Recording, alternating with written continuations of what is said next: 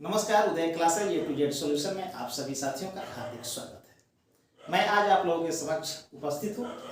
बिहार जाति आधारित गणना 2022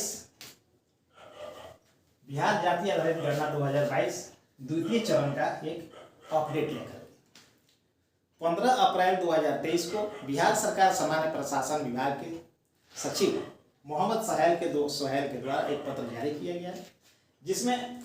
प्रश्न संख्या 12 क्वेश्चन संख्या जो 12 है अस्थायी प्रवासी स्थिति, क्वेश्चन नंबर 12 अस्थायी प्रवासी स्थिति,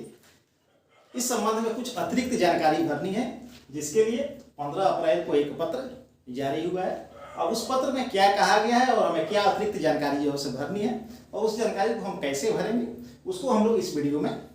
जानेंगे। सबसे पहले हम जानते हैं कि प्रश्न संख्या 12 है क्या। देखिए, क्वेश्चन नंबर 12 है अस्थायी प्रवासी स्थिति, जिसमें 7 कोड जो से दिए हुए हैं। जैसे पहले को यदि लागू नहीं क्या कोड जो से 01 है, बिहार के अन्य स्थान पर नौकरी या रोजगार, यानी बिहार के अन्य स्थान यानी बिहार के किसी दूसरे जिलों में कोई नौकरी या रोजगार करता है तो उसका जो कोड होगा वो 02 होगा। बिहार के अन्य स्थान पर शिक्षा तो कोड 03 होगा। अन्य राज्य में नौकरी या रोजगार इसका कोड 04।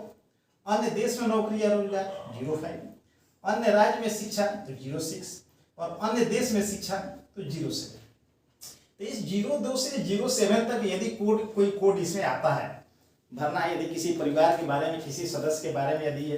02 से लेकर के 07 तक यदि कोई कोड आता है तो उस कोड के लिए कुछ अतिरिक्त जानकारी हमें अंतिम कॉलम में यहाँ भरना है। 12 नंबर जो कॉलम है ये अस्थायी प्रवासी स्थिति है, उसके बाद 13, 14, 15, 16, 17, 18वां जो है वो आधार नंबर है जो ऐच्छिक है। परिवार वाले आधार देंगे तो हम भरेंगे, नहीं देंगे तो नहीं भरेंगे। अब इसके बाद का जो जगह बचता है उसमें हमें एक अतिरिक्त जानकारी भरनी है। जैसे कि आप लोग मैं आप लोग बता दूं, ये प्रपत्र है, इस तरह की प्रपत्र में पूरा प्रपत्र दिख रहा है, इस तरह के प्रपत्र में आपको जानकारी भरनी है। तो यहाँ देखिए कि लास्ट में यहाँ जो से देख रहे हैं कि आधार संख्या है और इसके बाद थोड़ा सा जगह बचा हुआ है, थोड़ी सी जो जगह है यहाँ पर आप देख रहे हैं, इसी जगह में आपको ये अतिरिक्त सूचना आपको भरना है। इसके लिए पहले से अतिरिक्त कॉलम नहीं बनाया गया है। तो आइए अब हम लोग देखते हैं कि वो अतिरिक्त जानकारी हम लोग कैसे भरेंगे और उसके लिए क्या जो कोड निर्धारित है। जैसे अस्थायी प्रवासी स्थिति में यदि कोड आता है कि बिहार के अन्य राज्य में नौकरी या रोजगार, यदि यहाँ पर कोड आता है कि 02 यानी बिहार के वो अन्य स्थान पर नौकरी या रोजगार करता है यानी किसी दूसरे जिले में। अब जैसे मान लीजिए कि यदि कोई बिहार के पटना जिला में हम गणना का कार्य कर रहे हैं, बिहार के पटना जिला का है और वो नौकरी कर रहा है यदि मान लीजिए कि पूर्वी चंपारण जिले, तो उसके लिए हम यहाँ पर जो कोड होगा वो हम लोग भरेंगे 28। पूर्वी चंपारण जिले का जो कोड है इसके लिए वह 28 कोड है, तो वहाँ पर हम 28 यहाँ पर लास्ट में आधार संख्या वाले बाद का जो जगह है उसमें हम लोग 28 भरेंगे यदि कोड 02 आता है तो। अब जैसे मान लीजिए कि उस परिवार के किसी सदस्य के द्वारा या किसी अन्य परिवार में किसी भी सदस्य का यदि अस्थायी प्रवासी स्थिति में यदि हमारा कोड यदि आ जाता है बिहार के अन्य स्थान पर शिक्षा, यदि कोड आ गया यदि हमारा 03 यदि कोड आ गया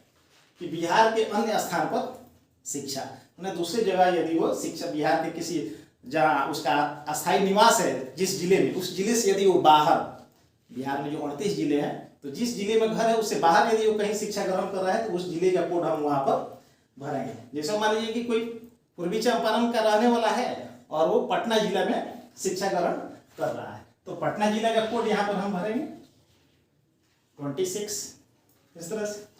अब देखिए इस तरह से अन्य राज्य में नौकरी या रोजगार, तो अन्य राज्य में नौकरी या जो रोजगार का कोड है वो कोड आपको आएगा यहाँ पर 04। यदि 04 कोड आ रहा है तो उसके लिए भी हमें यहाँ कोड भरना है अन्य राज्य, तो उसके लिए राज्य का कोड निर्धारित है बिहार सरकार सामान्य प्रशासन विभाग द्वारा सभी जिले का कोड, सभी राज्य का कोड जारी किया गया है। तो अन्य राज्य का कोड जैसे अब मान लीजिए कि कोई बिहार का है, बिहार की जाति आधारित गणना तो बिहार में ही हो रहा है, किसी राज्य में तो हो नहीं रहा है, बिहार का रहने वाला है और वो दिल्ली में नौकरी या रोजगार कर रहा है, तो अन्य राज्य में नौकरी या रोजगार है तो कोड हमारा हो गया 04। और वो मान लीजिए कि वो दिल्ली में नौकरी या रोजगार कर रहा है, तो दिल्ली का जो कोड है वो 31 वहां पर हम लास्ट में भरेंगे आधार के बाद वाले कॉलम में। उसी तरह से देखिए कि यदि अन्य देश में नौकरी या रोजगार, यदि कोई मतलब भारत का रहने वाला है और भारत से बाहर किसी दूसरे देश में, विदेशों में वो नौकरी या रोजगार कर रहा है, जैसे मान लेते हैं भारत का वो रहने वाला है और मान लीजिए कि पड़ोसी देश में नौकरी या पड़ोसी देश नेपाल में नौकरी या रोजगार जो सब कर रहा है, या भूटान में नौकरी या रोजगार कर रहा है, तो यदि मान लीजिए कि वो नेपाल में कर रहा है तो उसके लिए कोड हो जाएगा आपको, पहले तो यहाँ हम कोड भर दें, अन्य देश में नौकरी या रोजगार का जो कोड होगा वो होगा आपको 05। तो दूसरे देश मान लेते हैं कि यदि वो नेपाल में कर रहा है तो उसके लिए जो कोड है हमारा वो होगा आपको 148, यानी 148 नेपाल का कोड है दूसरे देश का। तो इस तरह से बिहार सरकार सामान्य प्रशासन विभाग द्वारा पूरे 239 देशों का कोड भी जारी किया गया है, और जिस देश में वो रह रहा होगा, जिस देश में नौकरी कर रहा होगा या रोजगार कर रहा होगा या शिक्षा ग्रहण कर रहा होगा, उस देश का कोड हम लोग वहाँ भरेंगे। अब जैसे मान लीजिए कि अन्य राज्य में शिक्षा, तो अन्य राज्य में शिक्षा जो है उसके लिए कोड आएगा 06, और 06 कोड जो इसी आता है तो इसके लिए उस जिस राज्य में वो शिक्षा ग्रहण कर रहा है वहाँ का हम लोग कोड हम भरेंगे। अब जैसे मान लीजिए कि बिहार के रहने वाले हैं और शिक्षा ग्रहण करने के लिए यदि राजस्थान में शिक्षा ग्रहण कर रहे हैं तो राजस्थान का कोड हो जाएगा यहाँ 20। अब उसी तरह देखिए कि अन्य देश में शिक्षा, भारत के रहने वाले हैं और किसी दूसरे देश में शिक्षा ग्रहण कर रहे हैं, जैसे हाल में आप लोग देख रहे हैं कि यूक्रेन से हमारे बहुत सारे विद्यार्थी भारत आए थे जो वहाँ मेडिकल की पढ़ाई करने गए थे, फिर दोबारा जो है लोग वहाँ जो है गए हैं। इस तरह से अन्य देश में शिक्षा का कोड जो है 07। यदि यहाँ 07 आता है, प्रश्न संख्या 12 में यदि कोड 07 आता है तो अतिरिक्त जानकारी के रूप में जिस देश में वो शिक्षा ग्रहण कर रहा है उस देश का कोड हमें भरना होगा। जैसे मान लीजिए कि यदि वो यूक्रेन में शिक्षा ग्रहण कर रहा है तो यूक्रेन का जो कोड है आपको 222। तो इस तरह से अतिरिक्त जानकारी को हमें भरना है। जो कोड यहाँ पर आएगा क्वेश्चन नंबर 12 में अस्थायी प्रवास की स्थिति में, और उसके अनुरूप यहाँ हम लोग कोड जो है आधार वाले जो आधार के बाद जो खाली जगह है उस जगह में आप लोग उस जगह की इस्तेमाल करते हुए हम लोग उस कोड को हम लोग भरेंगे, जैसा कि बिहार सरकार सामान्य प्रशासन का निर्देश प्राप्त हुआ है। जैसे मान लीजिए कि फिर मैं एक बार और जो है रिपीट कर दे रहा हूँ, जैसे मान लीजिए कि 02